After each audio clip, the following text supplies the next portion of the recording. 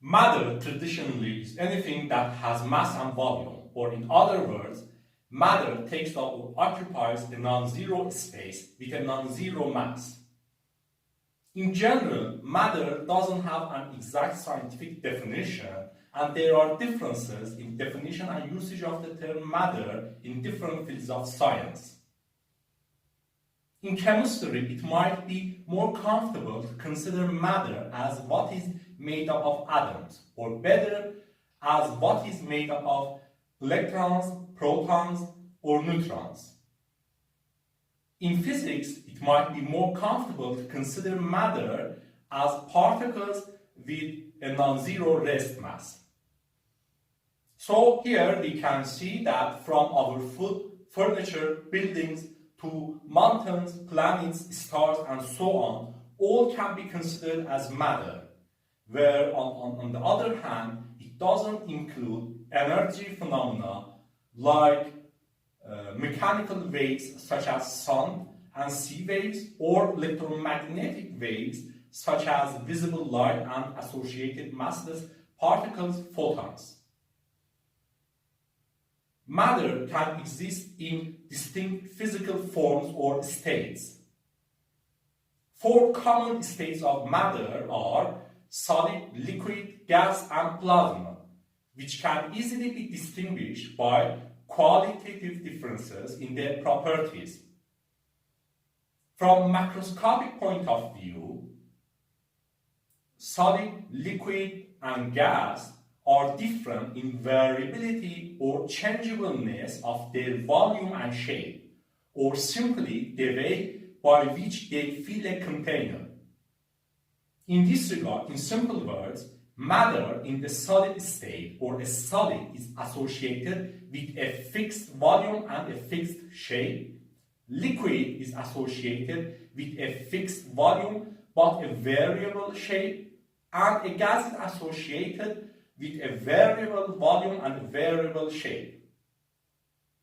In other words, a solid keeps its shape and doesn't conform to the shape of its container, where it fills its container only to the extent of its volume.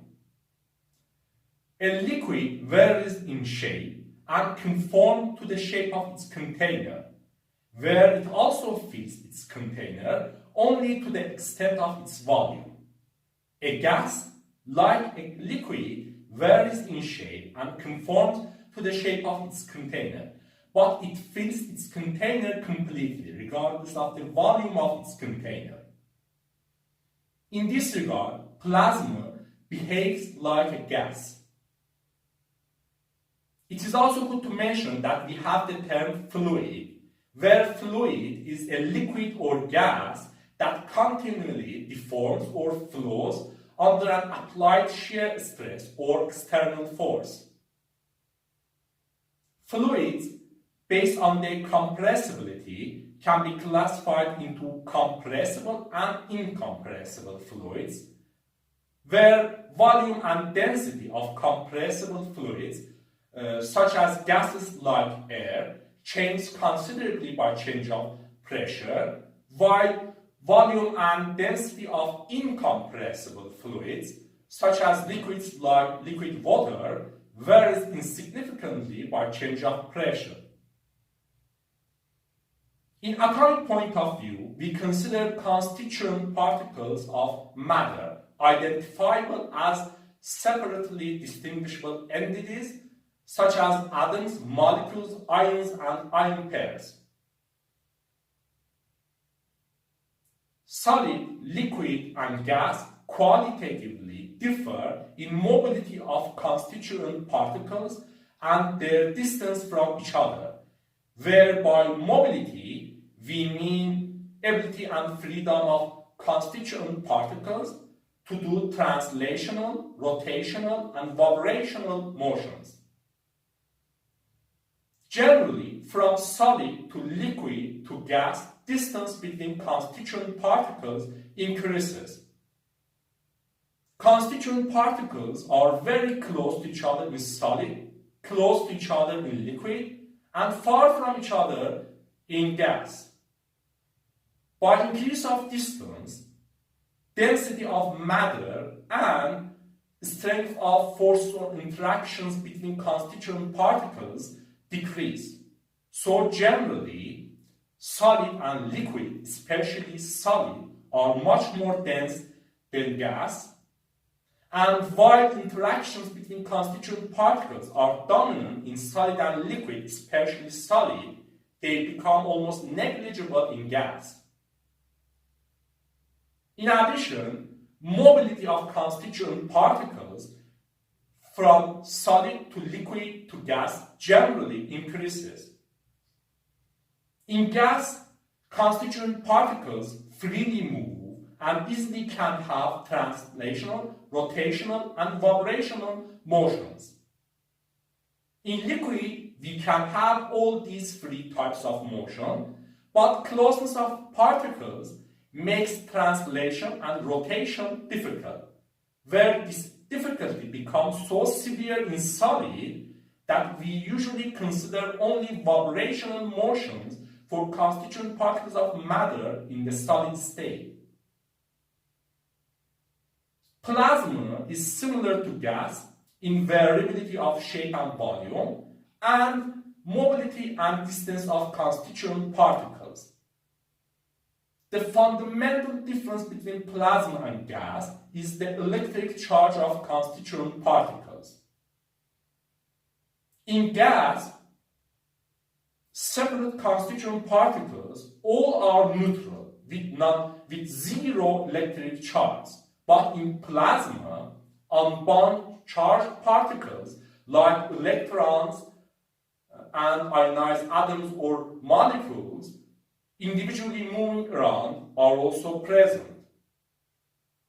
This results in considerably different properties of plasma and situation at which plasma can exist. Plasma can be partially ionized, where a part of constituent particles are neutral, or plasma can be fully ionized, where all constituent particles are unbound charged entities. On the planet Earth around us, it is easier for us to spot solid, liquid, or gas than plasma. For example, ice as a solid, liquid water as a liquid, and water vapor as a gas are common on Earth. But here we can also have plasma. For example, in lightning, electric sparks, neon lights, and plasma televisions. Usually in a temporary sense, but also permanent, for example in ionosphere and Earth's upper atmosphere. In universe, plasma is much more abundant than solid, liquid, or gas, since plasma makes up stars like Sun, much more massive than planets, and also other parts of the universe like intergalactic regions. In addition to four common states of matter, solid, liquid, gas, and plasma, which can be considered as fundamental states of matter, other states are also possible, where some of them can be considered as intermediate states. For example, liquid crystal and glass as intermediate states between solid and liquid, while some of them, only possible at extreme conditions, are dramatically different from four common states of matter. For example, Bose-Einstein condensates at extreme colds, neutron degenerate matter at extreme pressures, and quark-gluon plasma at extreme temperatures.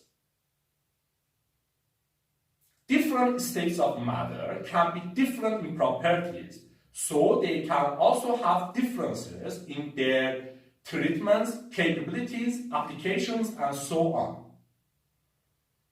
For example, it might be interesting to find among four common states of matter which one or ones can be used to make shapes, tools with fixed shapes.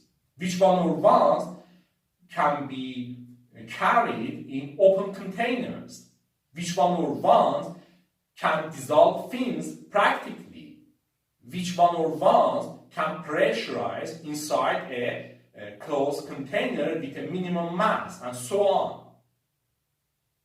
Anyway, here we can see that when it comes to matter, states matter. This is interesting, isn't it?